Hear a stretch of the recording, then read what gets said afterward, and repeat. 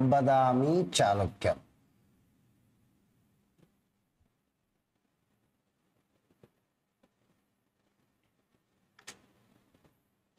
ಈ ವಾರ್ಡ್ ಬಗ್ಗೆ ಚಾಲುಕ್ಯ ಮನೆತನಗಳು ಎನ್ನುವುದು 4 ಕಡೆ ಆಳ್ವಿಕೆ ಮಾಡ್ಯಾವ. ಫಸ್ಟ್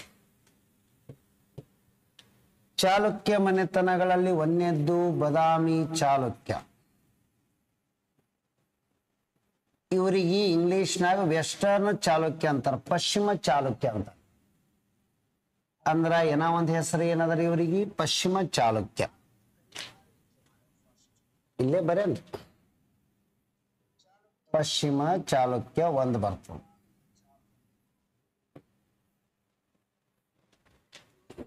ಇದರ ಬೇಡ ಒಂದನೇದ್ದು ಪಶ್ಚಿಮ ಚಾಲುಕ್ಯ ಅಥವಾ ಬದಾಮಿ ಚಾಲುಕ್ಯ. ಇವರ ರಾಜಧಾನಿ ಏನಾಗಿತ್ತು ಅಂದ್ರ ವಾತಾಪಿ. ಆಗಿನ ಹೆಸರೇ ಹೇಳ್ಕೋಬೇಕು. ಅವತ್ತಿನ ವಾತಾಪಿ, ಇವತ್ತಿನ ಬದಾಮಿ. ಇದರ ಸ್ವತಂತ್ರ ದೊರೆ ಅಥವಾ ಮೂಲ ಪುರುಷ, ಇದರ ಮೂಲ ಪುರುಷ ಯಾರು ಅಂದ್ರೆ ಜಯಸಿಂಹ. ಅವನ ಹೆಸರೇ ಬರ್ಕೊಳ್ಳೋಣ. ಇನ್ನ ಪೂರ್ವದ ಚಾಲುಕ್ಯರು ಅಂತ ಹೇಳಿ ಬರ್ತವ. ಪೂರ್ವದ ಚಾಲುಕ್ಯರ ರಾಜಧಾನಿ ವೇಂಗಿ ಅಂತ ಹೇಳಿ ಬರ್ತವ. ಎಲ್ಲ ಕಡೆ ಫೇಮಸ್ ಇದಾರೆ ಇವರು, ವೇಂಗಿ. ಇಲ್ಲಿ ಕುಬ್ಜ ವಿಷ್ಣುವರ್ಧನ ಅಂತ ಹೇಳಿ ಬರ್ತಾನ. 2ನೇ ಪುಲಕೇಶಿಯ ಸಹೋದರರಿವ ಕುಬ್ಜ ವಿಷ್ಣುವರ್ಧನ. ಗುಜರಾತಿನ ಚಾಲುಕ್ಯರು ಅಂತ ಹೇಳಿ ಬರ್ತಾರ. ಗುಜರಾತಿನ ಚಾಲುಕ್ಯ ಅಂತ ಹೇಳಿ ಬರ್ತಾರ. ಇವ್ರು ಯಾರಂದ್ರೆ 2ನೇ ಪುಲಕೇಶಿಯ ಇನ್ನೊಬ್ಬ ಸಹೋದರರಿವ ಗುಜರಾತಿನ ಚಾಲುಕ್ಯ. ಇದಕ್ಕೆ ರಾಜಧಾನಿ ಅವ್ರದ್ದು ಅಲ್ಲಿದ್ ಬರ್ತದ್ರಿ, ನೋಡೋಣ. ಹಾಗಾದ್ರೆ ಇದಕ್ಕ ಜಯಸಿಂಹ 2 ಅನ್ನೋ ಇರ್ತಾನ. ಜಯಸಿಂಹ 2. ಇನ್ನ ಕಲ್ಯಾಣಿ ಚಾಲುಕ್ಯ ಅಂತೇಳಿ ಬರ್ತಾರ ಬೀದರ್ದಾಗ. ಕಲ್ಯಾಣಿ ಚಾಲುಕ್ಯ ಇವ್ರು ಏನು ಅಂದ್ರ ಕಲ್ಯಾಣ, ಬಸವ ಕಲ್ಯಾಣ, ಬೀದರ್ ಡಿಸ್ಟಿಕ್. ಇದು ಚುಳುಕಿ ನದಿಯ ದಡದಲ್ಲಿ ಇದೆ. ಇದು ಬಹಳ ಇಂಪಾರ್ಟೆಂಟ್ ರೀ. ಚುಳುಕಿ ಅಂತ ಹೇಳಿ ನದಿ ಹರಿತದ್ರಿ ಅಲ್ಲಿ. ಚುಳುಕಿ ನದಿಯ ದಡದಲ್ಲಿ ಇದೆ. ಹಾಗಾದರೆ ಇದರ ಮೂಲ ಪುರುಷ ಸ್ಥಾಪಕ 2ನೇ ತೈಲಪ್ಪ. ಇದು ನಾ ಮಾತಾಡೋದು ಈ ಸದ್ಯಕ್ಕೆ ಇದಕ್ಕೆ ಮಾತ್ರ ಮಾತಾಡಕತ್ತೀನಿ. ಸ್ವಲ್ಪ ಈಗ ಅಬ್ಸರ್ವೇಷನ್ ಮಾಡಿ ಏನೇನದ ಅನ್ನೋದು. ಫಸ್ಟ್ ಅದೊಂದು ಡೌಟ್ ಇತ್ತಲ್ಲ, ಗುಜರಾತಿನ ಚಾಲುಕ್ಯರ ರಾಜಧಾನಿ ಯಾವುದು ಅಂತ ಹೇಳಿ. Capital of Gujarat Chalukya. Gujarat Chalukya dynasty.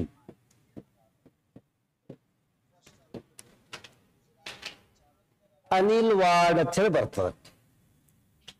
ಇವರ ರಾಜಧಾನಿ ಯಾವ್ದಿತ್ತು ಅಂದ್ರೆ ಅನಿಲ್ವಾಡ್. ಈ ಸದ್ಯಕ್ಕೆ ಅಲ್ಲಿ ಅದಕ್ಕೆ ಪಠಾಣ್ ಅಂತೇಳಿ ಹೆಸರು ಕರೀತಾರೆ. ಇವ್ರದ್ದು ಮುಗಿತ್ತು ಇದು ಇಂಟ್ರೊಡಕ್ಷನ್. ಇನ್ನ ಕರ್ನಾಟಕದಲ್ಲಿ ಬದಾಮಿ ಚಾಲುಕ್ಯರ ಆಳ್ವಿಕೆಯ ಮೇಲೆ ಇವ್ರದೊಂದು ಫಿಕ್ಸ್ ಮಾರ್ಕ್ಸ್ ಇರ್ತದೆ ಕಂಪಲ್ಸರಿ ಹಿಸ್ಟ್ರಿ ಬೇಸಸ್ ಮ್ಯಾಟ್. ಇವ್ರದೊಂದು ವಿಜಯನಗರ 1, ಮೈಸೂರಿನ ಒಡೆಯರು 2. ಇವೆಲ್ಲ ಎಕ್ಸಾಮ್ ಕಿರೋದೇ. ಬದಾಮಿ ಚಾಲುಕ್ಯರು ಎಂದರೆ ಕರ್ನಾಟಕದಲ್ಲಿ ಬದಾಮಿ ಮೊದಲು ಎಲ್ಲಿ ಬರ್ತದ ಅಬ್ಸರ್ವೇಷನ್ ಮಾಡ್ಬೇಕು ನಾವು. ಬದಾಮಿ, ಈಗಿನ ಬದಾಮಿ ಎನ್ನುವುದು ಏನದ ಅಂದ್ರೆ ಆಗಿನ ವಾತಾಪಿ ಆಗಿದೆ. ಇದು ಒಂದನೇದು. ಬದಾಮಿ ಇರುವುದು ಬಾಗಲಕೋಟೆ ಜಿಲ್ಲಾದೊಳಗೆ ಬರ್ತದೆ.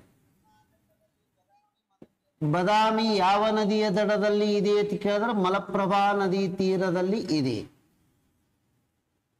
ಮಲಪ್ರಭಾ ನದಿ ತೀರ. ಬದಾಮಿ ಇದು ಅವರ ರಾಜಧಾನಿ ಆಗೋಕ್ಕಿಂತ ಮೊದಲ ಅವರ ಇನ್ನೊಂದು ಸ್ಥಳ ಇತ್ತು ರಾಜಧಾನಿ, ಐಹೊಳೆ. ಐಹೊಳೆ ಎನ್ನುವುದು ಇದು ಅವರ ಒರಿಜಿನಲ್ ಕ್ಯಾಪಿಟಲ್ ರೀ.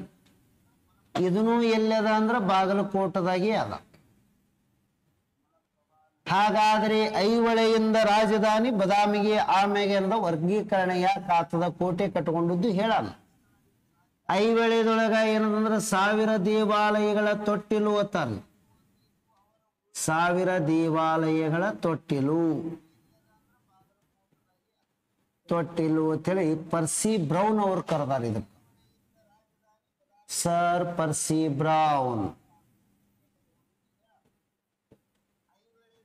ಈ ಇತಿಹಾಸಕಾರ ಕರೆದಾನ. ಇದು ಎಕ್ಸೈಸ್ ಸಬ್ ಇನ್ಸ್ಪೆಕ್ಟರ್ ಕೇಳಿದ್ದು.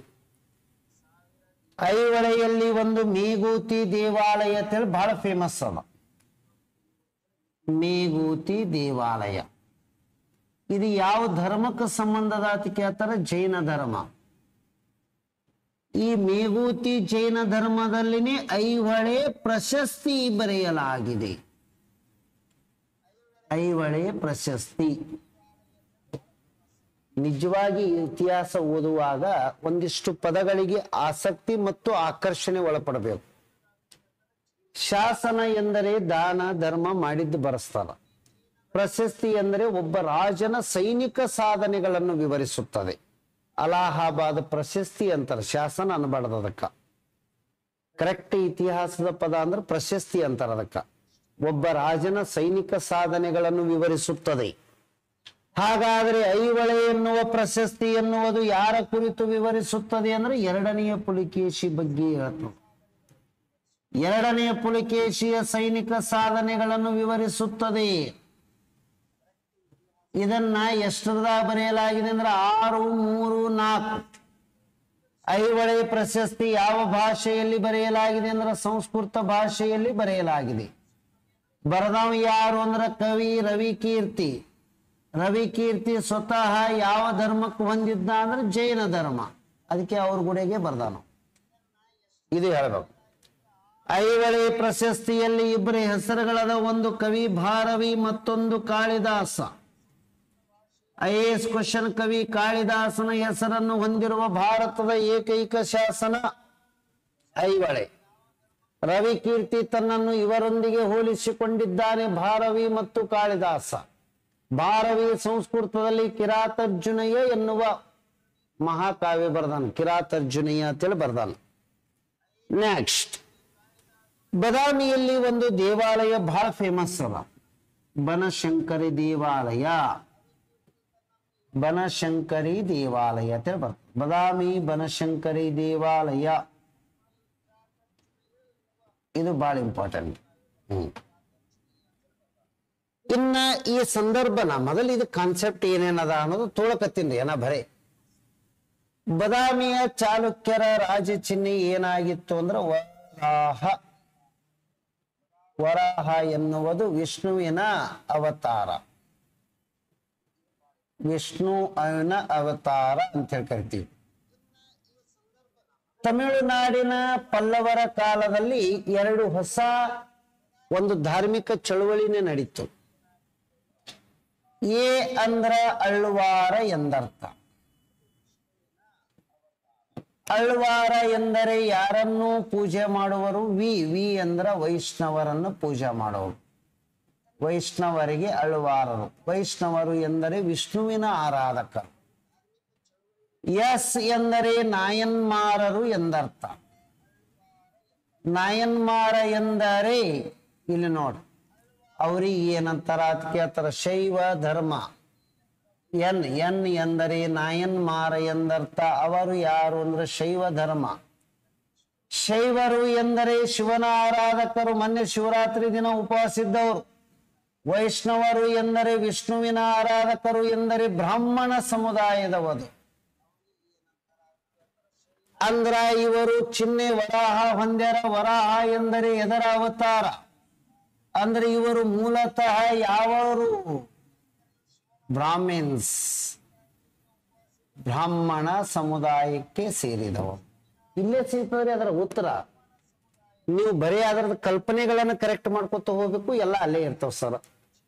ಇನ್ನು ನೆಕ್ಸ್ಟ್, ಬದಾಮಿ ಚಾಲುಕ್ಯರ ಮೂಲ ಪುರುಷರಲ್ಲಿ ಒಂದಿಷ್ಟು ಜನರನ್ನ ತೋಳೋಣ. ಫಸ್ಟ್, ಈ ವಂಶದ ಮೂಲ ಪುರುಷ ಯಾರು ಅಂದ್ರೆ ಜಯಸಿಂಹ.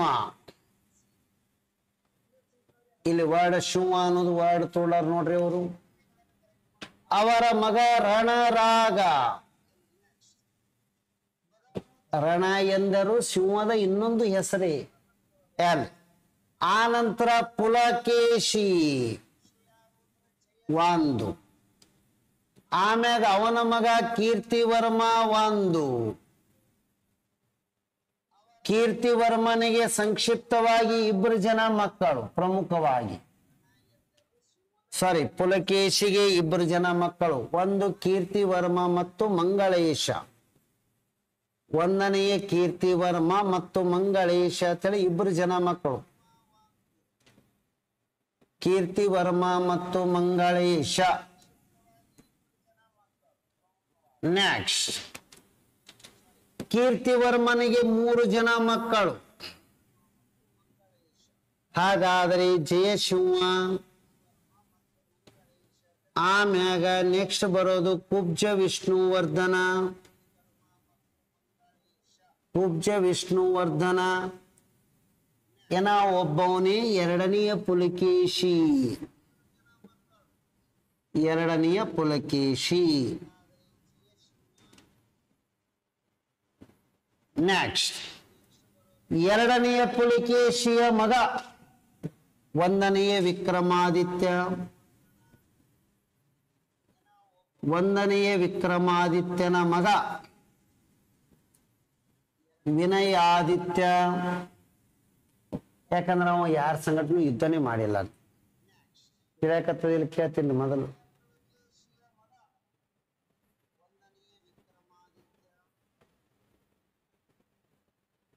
ಪಟ್ನೆ ನಮಗ ತಿಳಿಯಕತ್ತದ ಇಲ್ಲ ಹೇಳ್ಬೇಕು. ನೆಕ್ಸ್ಟ್, ವಿಕ್ರಮಾದಿತ್ಯನ ಮಗ ಯಾರು ಅಂದ್ರೆ ವಿನಯಾದಿತ್ಯ. ವಿನಯಾದಿತ್ಯನ ಮಗ ಯಾರು ಅಂದ್ರೆ ವಿಜಯಾದಿತ್ಯ. ವಿಜಯಾದಿತ್ಯನ ಮಗ ಯಾರು ಅಂದ್ರೆ ಎರಡನೆಯ ವಿಕ್ರಮಾದಿತ್ಯ. ಎರಡನೆಯ ವಿಕ್ರಮಾದಿತ್ಯ. ಎರಡನೆಯ ವಿಕ್ರಮಾದಿತ್ಯನ ಮಗ ಯಾರು ಅಂದ್ರೆ ಎರಡನೆಯ ಕೀರ್ತಿವರ್ಮ. ಎರಡನೆಯ ಕೀರ್ತಿವರ್ಮ. ಈ ಮನಿ ಕೀರ್ತಿ ಎಲ್ಲ ಇವನೇ ಹಾಳು ಮಾಡಿಬಿಟ್ಟು. ಯಾರು? ಈ ಕೀರ್ತಿವರ್ಮ ಹೆಸರ ಕೀರ್ತಿನೇ ಹಾಳು ಮಾಡಿಬಿಟ್ಟ. ಅಂದ್ರೆ ಇವನೇ ಲಾಸ್ಟ್. ಇವನನ್ನು ಸೋಲಿಸಿ ಅಧಿಕಾರಕ್ಕೆ ಬಂದವರು ಯಾರು ಅಂದ್ರೆ ದಂತಿ ದುರ್ಗ. ದಂತಿ ದುರ್ಗ ಯಾವ ಮನೆತನದ ಸ್ಥಾಪಕ ಅಂತ ಕೇಳಿದ್ರೆ ರಾಷ್ಟ್ರಕೂಟರ ಮನೆತನದ ಸ್ಥಾಪಕ. ರಾಷ್ಟ್ರಕೂಟ ಮನೆತನದ ಸ್ಥಾಪಕ. ಇದು ಗೊತ್ತಿರ್ಬೇಕು ಫಸ್ಟ್. ನಾ ಏನು ಚಾಲು ಇಲ್ಲ, ಅವ್ರ ವಂಶ ಹೆಂಗದ ಅನ್ನೋದು ಹೇಳಕತ್ತೀನ್ರಿ. ಹಳ್ಳ್ಯಾಗೆಲ್ಲ ಮೊದಲು ಹಿಂಗ್ ಹೇಳಕ್ ಬರೋರಿಗೆ ಹೇಳುವರು ಅಂತಿದ್ರು. ಹೇಳವರು ಅಂತ ವರ್ಡ್ ಇತ್ತಲ್ಲ, ಹೇಳವರು ಅಂದ್ರೆ ಹೇಳುವವರು ಎಂದರ್ಥ. ಪಿತ್ರಾರ್ಜಿತರ ಬಗ್ಗೆ ಎಲ್ಲ ಹೇಳ್ತಿದ್ರು ಮುತ್ತಾತ ಅಚ್ಚುಕಡೆ ತಾತನದಿಂದ. ಈಗ ಆ ಸಮುದಾಯ ಬಹಳ ಕಡಿಮೆ ಆಗ್ಯದ. ಬದಾಮಿ ಚಾಲುಕ್ಯರ ಮೂಲ ಪುರುಷ ಜಯಸಿಂಹ, ಅವ್ರ ಮಗ ರಣರಾಗ, ಅವರಿಗೆ ಪುಲಕೇಶಿ. ಪುಲಕೇಶಿಗೆ ಇಬ್ಬರು ಜನ ಮಕ್ಕಳು, ಕೀರ್ತಿವರ್ಮ, ಮಂಗಳೇಶ. ಜಯಸಿಂಹ ಎನ್ನುವನು ಗುಜರಾತಿನ ಶಾಖೆಗೆ ಉತ್ತರಾಧಿಕಾರಿಯಾದ, ಅನಿಲ್ವಾಡ. ಇವ ವೆಂಗಿ ಶಾಖೆಗೆ ಆದ, ಇವ ಇಲ್ಲೇ ಉಳದ. ಆಗ ಎರಡನೆಯ ಪುಲಕೇಶಿಯ ಮಗ ಒಂದನೆಯ ವಿಕ್ರಮಾದಿತ್ಯ, ಅವನ ಮಗ ವಿನಯಾದಿತ್ಯ, ವಿಜಯಾದಿತ್ಯ, ಎರಡನೇ ವಿಕ್ರಮಾದಿತ್ಯ, ಎರಡನೇ ಕೀರ್ತಿವರ್ಮ. ಇವನನ್ನು ಸೋಲಿಸಿ ದಂತಿ ದುರ್ಗ ಅಧಿಕಾರಕ್ಕೆ ಬಂದ ರಾಷ್ಟ್ರಕೂಟರ ವಂಶ ಚಾಲು ಆಯ್ತು. ಮತ್ತ ಇವರು ಮತ್ತೊಬ್ಬರಿಗೆ ಸೋಲಿಸಿರಿ ಅಲ್ರಿ ಫಸ್ಟ್. ಹಂಗೆ ಇರ್ತದ್ರಿ ಲೈಫ್. ಏನ್ರಿ? ರೀ ರಾಜಕಾರಣಿಗಳಿಗೆ ಗೊತ್ತದಿಲ್ಲ, ಅವನ್ ರೈಟ್ ಹ್ಯಾಂಡೇ ಮುಂದೊಂದ್ಸಲ ಅವನ ವಿರುದ್ಧ ನಿಂತು ಎಲೆಕ್ಷನ್ ಗೆದ್ದು ಬಿಡ್ತಾನ. ಇದು ಇರೋದೇ ಹಿಂಗೆ ರೀ. ಇವನ್ದಿಂದಾನೇ ಅವ ಕಲ್ತಿರ್ತಾನ. ಅದಕ್ಕೆ ಅವನು ನಿರಂತರ ನಿಸರ್ಗದ ನಿಯಮ ರೀ ಇದು.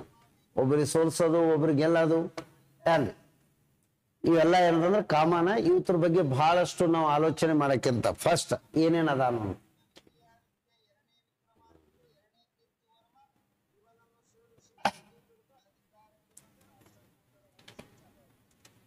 ಈಗ ನಾ ಇಲ್ಲಿ ಸ್ಟೋರಿ ಹೇಳಾವತ್ತಿ ಜಾಗ ಕಮ್ಮಿ ಇದ್ರು ಬರ್ದಿರ್ತೀನಿ ಏನೇನದ ಅನ್ನೋದು. ಇವನಿಗೆ ಮೂಲ ಪುರುಷ ಅನ್ಬೇಕು.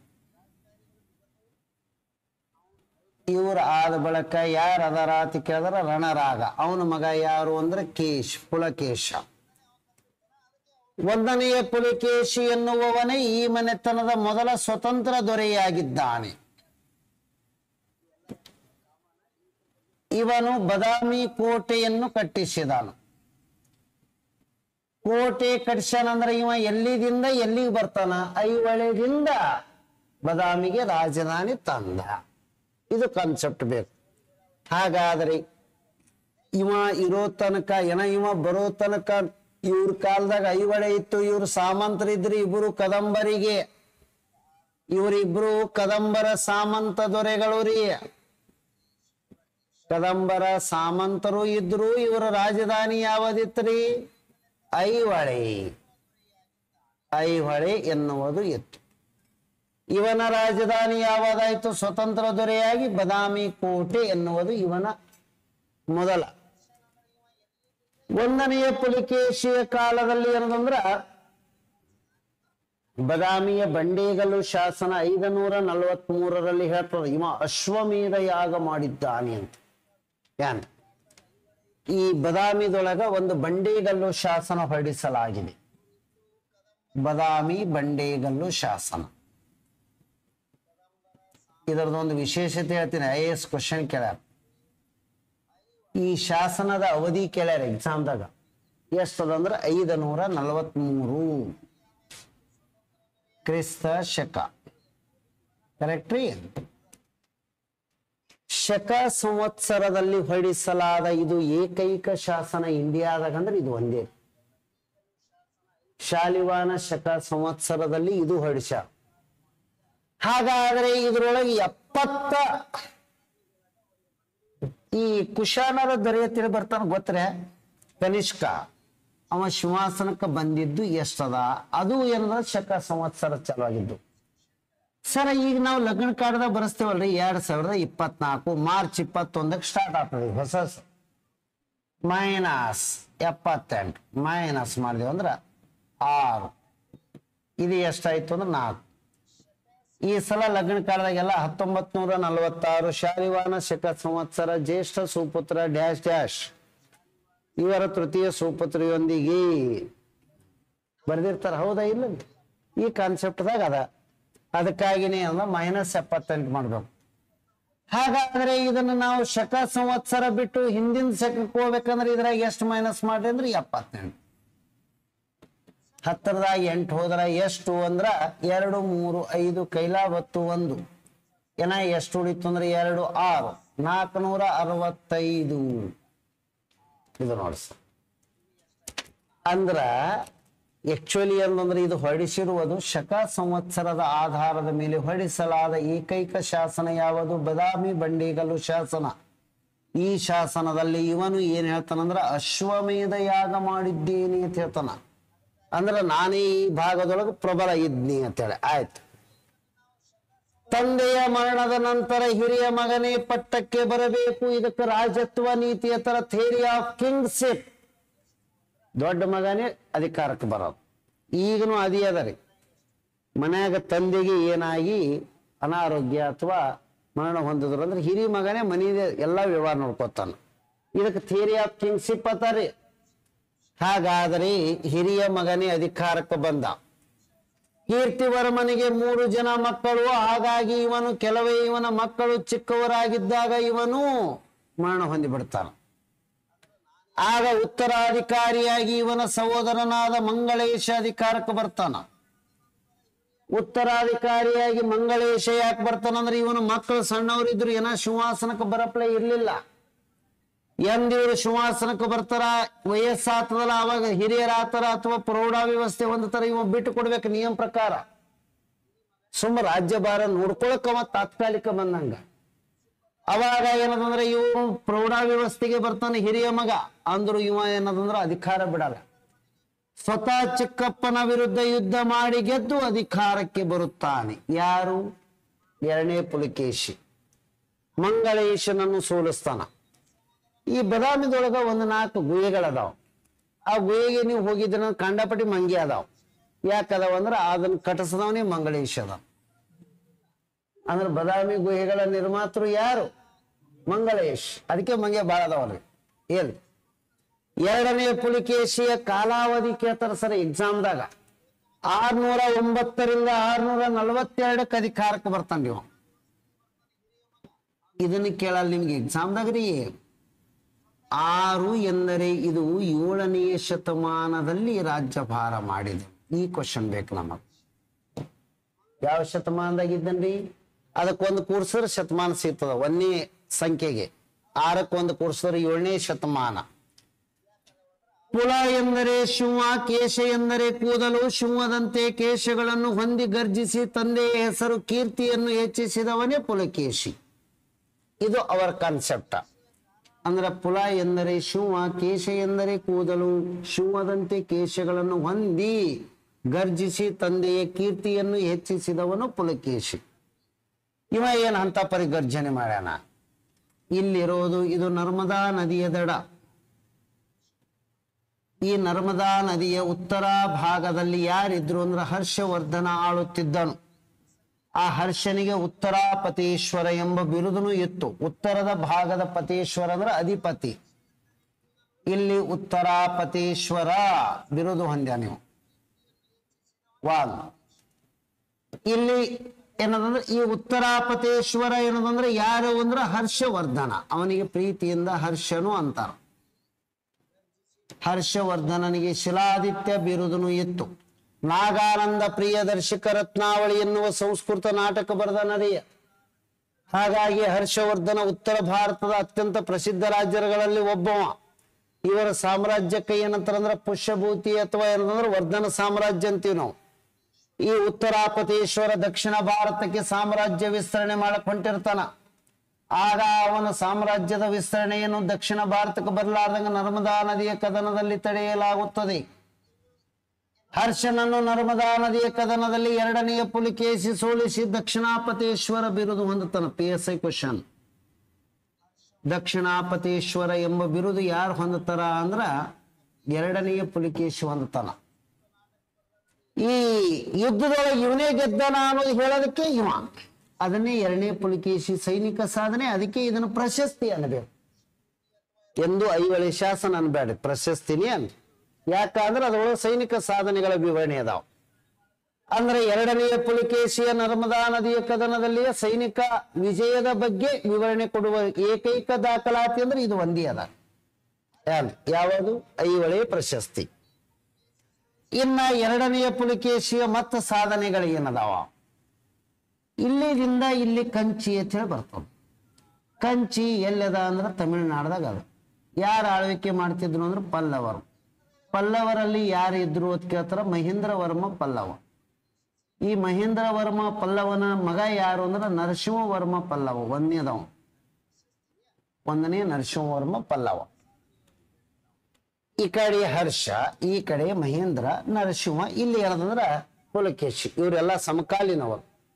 ಅದಕ್ಕೆ ನಿಮ್ ಕ್ವಶನ್ ಕೇಳ್ತಾರ, ಈ ಕೆಳಗಿನವುಗಳಲ್ಲಿ ಯಾವುದು ಭಿನ್ನವಾಗಿದೆ? Option number A Harshavardhana, option number B 2ನೇ Pulakeshi, option number C Tipu Sultan, option number D Mahendra Varma Pallava. ಈಗ ಯಾವ ಬಗ್ಗೆ ಹೇಳೋರು ನೀವು? ಟಿಪ್ಪು ಹೇಳ್ಬೇಕು. ಯಾಕೆ ಹೇಳ್ರಿ?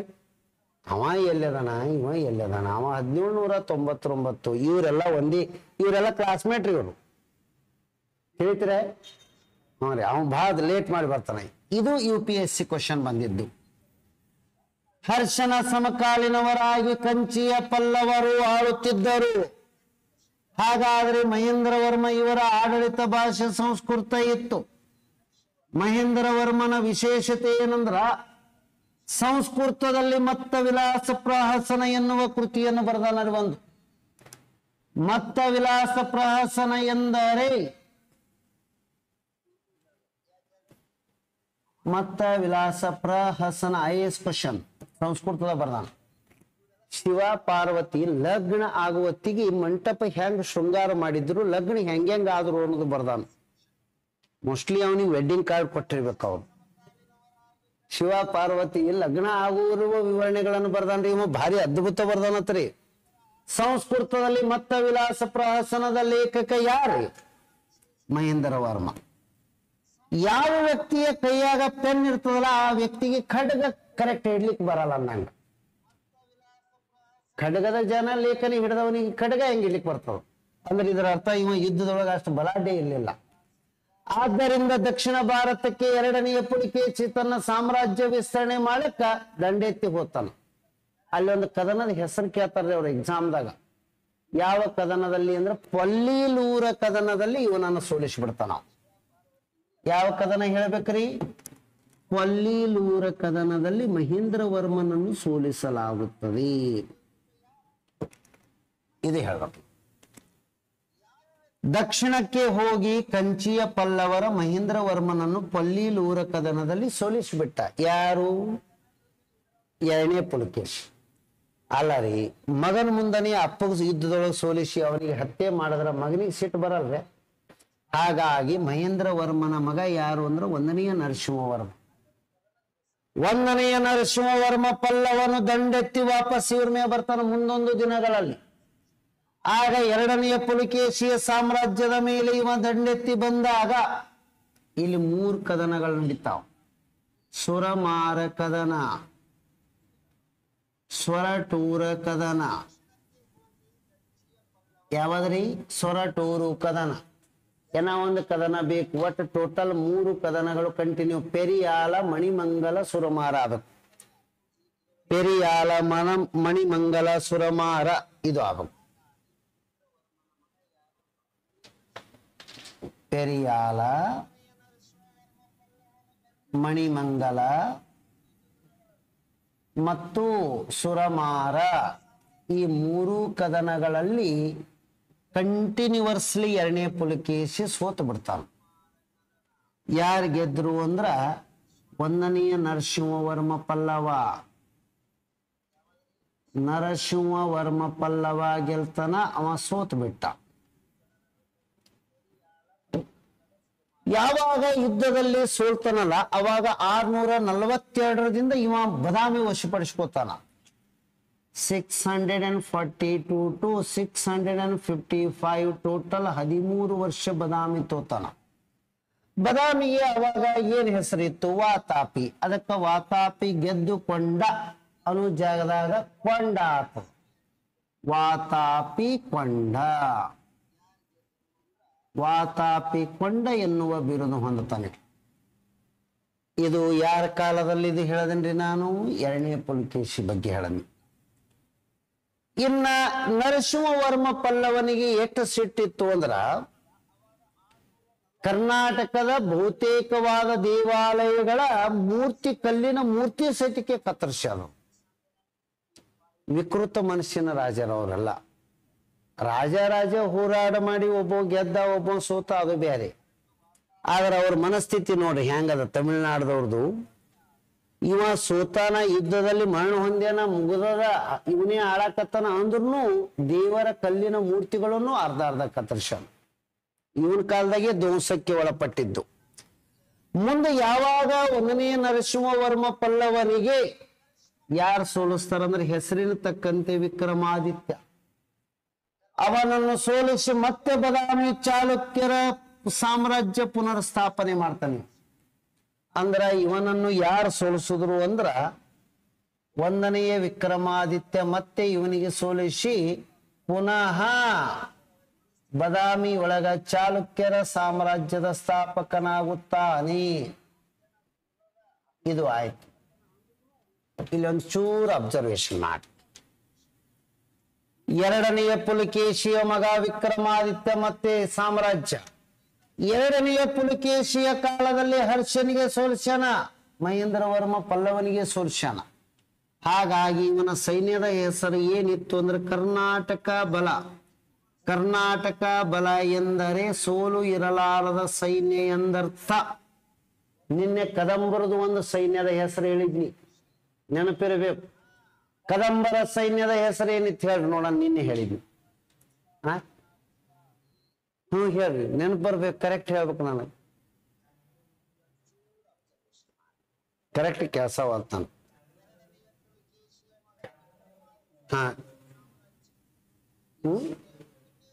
ನೋಡಿ ಹೇಳ್ರಿ, ನಾ ಏನು ಅನ್ನಲ್ಲ. ಪ್ರೊನೌನ್ಸಿಯೇಷನ್ ಕರೆಕ್ಟ್ ಬರ್ಬೇಕು. ನಿನ್ನೆ ಹೇಳಿನಲ್ರಿ ಏನೋ ವರ್ಡ್, ಅದಕ್ಕೆ ಹೇಳ್ತೀನಿ ನೋಡ್ರಿ. ಅವಾಗಿಂದ ಅವಾಗೆ ಟಕ್ಕತ್ ಮೆಮ್ರಿ ಮಾಡಿ ಅಂತ ಹೇಳ್ತೀನಿ ನಾನು. ಹಾ, ಮತ್ತ ಚೌರಂಗ ಬಲ. ಚೌರಂಗ ಅಂದ್ರೆ ಎಷ್ಟು?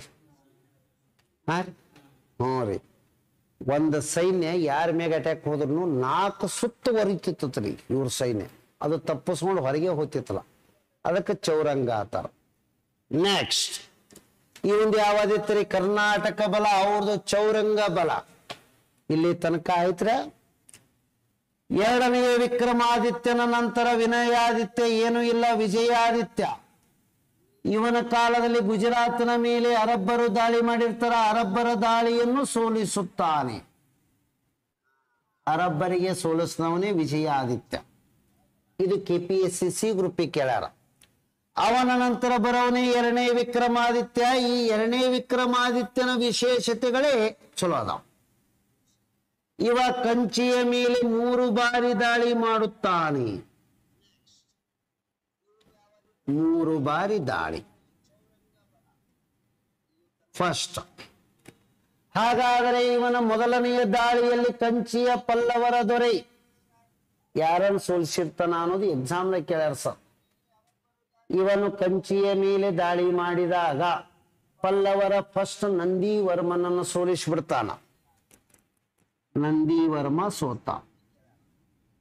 ಮುಂದೆ ಇವ ಮರಣ ಹೊಂದದ ಬಳಿಕ ಮತ್ತೊಬ್ಬರು ಅಧಿಕಾರಕ್ಕೆ ಬರ್ತಾರ. ಅವನ ಹೆಸರು ಏನು ಅಂದ್ರ, ಅದಕ್ಕಿಂತ ಮೊದಲು ಏನೋ ಒಬ್ಬರಿಗೆ ವಿಳಂದರ್ ಕದನ ಅಂತ ಹೇಳಿ ಒಂದು ಬರ್ತದ. ವಿಳಂದೇ ಕದನಿ, ವಿಳಂದ ಕದನ, ಇದು ಕರೆಕ್ಟ್ ನೆನಪಿಟ್ಕೋರಿ. 2ನೆಯ ಪರಮೇಶ್ವರಗ ಸೋಲಿಸ್ತಾನ. ಆಮ್ಯಾಗ ನಂದಿವರ್ಮಗ ಸೋಲಿಸ್ತಾನ. ಸೋಲ್ಸೋದಲ್ದೆ ಕಂಚಿದೊಳಗ ದೇವಾಲಯಗಳಿಗೆ ಆಭರಣ ಕೊಡ್ತಾನೆ. ಇವ ಹೊಳ್ಳಿ ರೊಕ್ಕ ಕೊಟ್ಟು ಬರ್ತಾನ. ದೇವಾಲಯಗಳಿಗೆ ದತ್ತಿ ಕೊಡುತ್ತಾನೆ. ದತ್ತಿ ಅಂದ್ರ ತನ್ನ ಹಂತಕ್ಕಿರುವ ಒಂದಿಷ್ಟು ಗೆದ್ದಿರುವ ಬಂಗಾರದ ನಾಣ್ಯಗಳನ್ನು ಕೊಡ್ತಾನೆ ದೇವಾಲಯ. ಅವನು ದಾಳಿ ಮಾಡಿದ್ದ, ಇರುವ ದೇವ್ರ ಕತ್ತರಿಸಿ ಹೋಗ್ಯಾನ. ಇವನು ದಾಳಿ ಮಾಡ್ದ, ಆದ್ರೆ ಅಲ್ಲಿರುವ ದೇವಾಲಯಗಳನ್ನು ಜೀರ್ಣೋದ್ಧಾರ ಮಾಡಿ ಬರ್ತಾನೆ. ಸ್ಪೆಷಲಿ ಕಂಚಿಯ ರಾಜಶಿವೇಶ್ವರ ದೇವಾಲಯಕ್ಕೆ ದಾನ ಕೊಟ್ಟಿದ್ರು. ಇದು ರಾಜಶಿವೇಶ್ವರ ದೇವಾಲಯ. ಇವೆಲ್ಲ ಬಹಳ ಸೂಕ್ಷ್ಮವಾಗಿ ಅಧ್ಯಯನ ಮಾಡ್ಕೋಬೇಕ್ರಿ ನೀವು. ಯಾವಾಗ ತಮ್ಮ ಪತಿ ಏನದಂದ್ರೆ ಕಂಚಿ ಮ್ಯಾಗ 3 ಸಲ ಹೋಗಿ ಗೆದ್ದನಲ್ಲ ಅಂತೇಳಿ ಸಂತೋಷಕ್ಕಾಗಿ ಅವ 2 ಅಕ್ಕ ತಂಗಿಯರಿಗೆ ಲಗ್ನ ಆಗಿರ್ತಾನ. ಹಾಗಾಗಿ ಆ 2 ಸಹೋದರಿಯರು 2 ದೇವಾಲಯ ಕಟ್ತಾರ. ಪಟ್ಟದ ಕಲ್ಲಿನಲ್ಲಿ 2 ಏನಂದ್ರೆ ತಮ್ಮ ಪತಿ ಮಾಡಿರುವ ಸಾಧನೆಗಾಗಿ ಪಟ್ಟದ ಕಲ್ಲಿನಲ್ಲಿ ದೇವಾಲಯ. ಪಟ್ಟದ ಕಲ್ಲಿನ ಇನ್ನೂ ಒಂದು ಹೆಸರು ಕಿಸು ಓಳಲ್ ಅಂತ ಹೇಳಿ ಕರಿತಿದ್ರು ಅವಾಗ.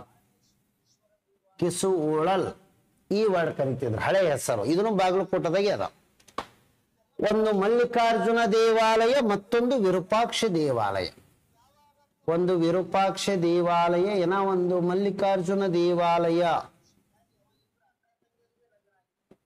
ಮಲ್ಲಿಕಾರ್ಜುನ ದೇವಾಲಯ ಲೋಕೇಶ್ವರಿ ಮತ್ತು ತ್ರೈಲೋಕೇಶ್ವರಿ ಅಂತ ಹೇಳಿ ಬರ್ತವೆ.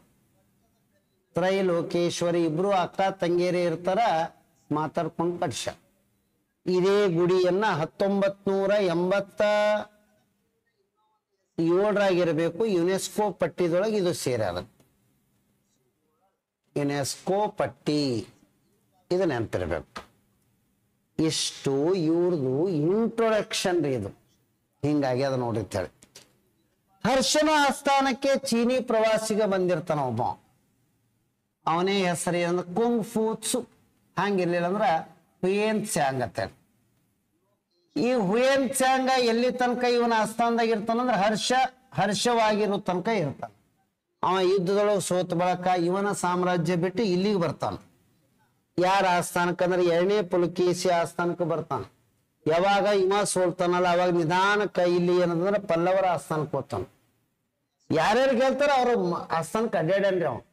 ಅಂದ್ರ ಹರ್ಷನ ಆಸ್ಥಾನ ತಾಳೇಶ್ವರಕ್ಕೆ ಹೋಗಿದ್ದ, ಕನೌಜಕ್ಕೆ ಹೋಗಿದ್ದ, ಬದಾಮಿಗೆ ಬಂದಿದ್ದ. ಯಾರ ಆಸ್ಥಾನಕ್ಕೆ 2ನೇ ಪುಲಕೇಶಿ ಕಂಚಿ ಪಲ್ಲವರ ಆಸ್ಥಾನಕ್ಕೆ ಬರ್ತಾನ. ಇನ್ನು ಹೊಳ್ಳಿ ಹೋದ್ರೆ ಹೊಡಿತಾರ ಸೀದಾ ಚೀನಾಕ್ ಹೋಗ್ಯಾರ. ಅಂದ್ರ ಹುಯೇನ್ ತ್ಸಾಂಗ ಈ 3 ಮಂದಿಯ ಆಸ್ಥಾನಕ್ಕೆ ಅಡ್ಡಾಡ್ದವ ಅದ. ಅವನು ಬರೆದಿರುವ ಪುಸ್ತಕದ ಹೆಸರು ಏನು ಅಂತ ಕೇಳ್ತಾರ. ಒಂದೇದ ಫೋಕೂಕಿ, ಇವ ಏನಂದ್ರೆ ಸಿಯುಕಿ ಬರ್ದಾನ. ಸಿಯುಕಿದೊಳಗ ಬರೀ ಯುದ್ಧದ ಸಿದ್ಧತೆಗಳನ್ನು ಬರ್ದಾರ. ನರ್ಮದಾ ನದಿದು ಯಾರು ಗೆದ್ರು ಯಾರು ಸೋತ್ರು ಬರ್ದಿಲ್ಲ ನೀವು. ಯಾಕೆ ಬರ್ದಿಲ್ಲ ಅಂದ್ರೆ ಅವನ ಬಗ್ಗೆ ಬರ್ದ್ರೆ ಇವನಿ ಸಿಟ್ಟ, ಇವನ ಬಗ್ಗೆ ಬರ್ದ್ರೆ ಅವನಿಗೆ ಸಿಟ್ಟ ಅಂತ ಬರ್ದೇ ಇಲ್ಲ ನೀವು. ಇಷ್ಟು ಸಿಯುಕಿ ತಟಸ್ಥ ನೀತಿ ಹೊಂದ್ಯದ. ಇದ್ರೊಳಗೆ ಸ್ಪಷ್ಟವಾಗಿ ಇವ ಗೆದ್ದಾನ ಅಂತೇಳಿ ಬರದಾರ. ಇಷ್ಟು ನಿಮಗ ಇದು ತಿಳಿತು ಅಂದ್ರೆ ನಾನು ಇದಕ್ಕೆ ಸಂಬಂಧಪಟ್ಟಿದ್ದು ಬದಾಮಿ ಚಾಲುಕ್ಯರ ಶಿಲ್ಪಕಲೆಗಳು ಎಂತ ಸಂಬಂಧಪಟ್ಟಿವೆ. ಇವರು ವೇಸರ ಶೈಲಿ ಅನ್ನೋದು ದೇವಾಲಯಗಳವ.